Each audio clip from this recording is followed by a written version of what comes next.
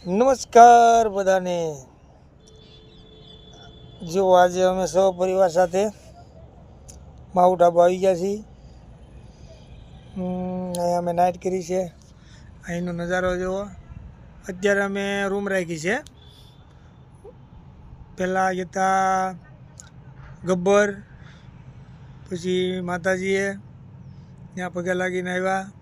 થાક્યા પાક્યા અત્યારે માઉન્ટ આબુ અહીંથી થોડુંક દૂર છે, 22 કિલોમીટર જેવું।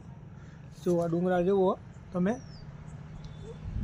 સવારે આ ડુંગરા બધા ચડાવવાના છે, બરાબર। રાતના ડુંગરા ન ચડાવાય। ઘણા માણસો એમ કહે છે કે રસ્તા સાંકડા છે એટલે ન ચડાવાય, એટલે પછી અમે અહીંયા નાઇટ કરી ગયા છીએ। હવે સવારમાં વહેલા ઊભા થઈ અને પછી ગાડી ચલાવશું।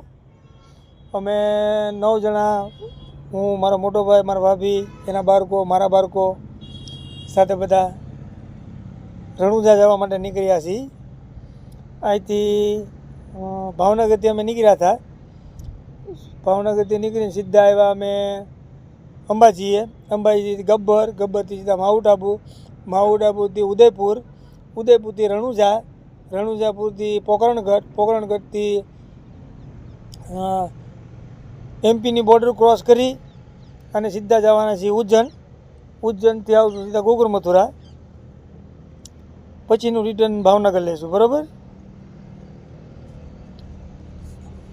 તો આ વિડીયો કેવો લાગ્યો લાઈક કરજો, કમેન્ટ કરજો અને સબસ્ક્રાઈબ કરજો।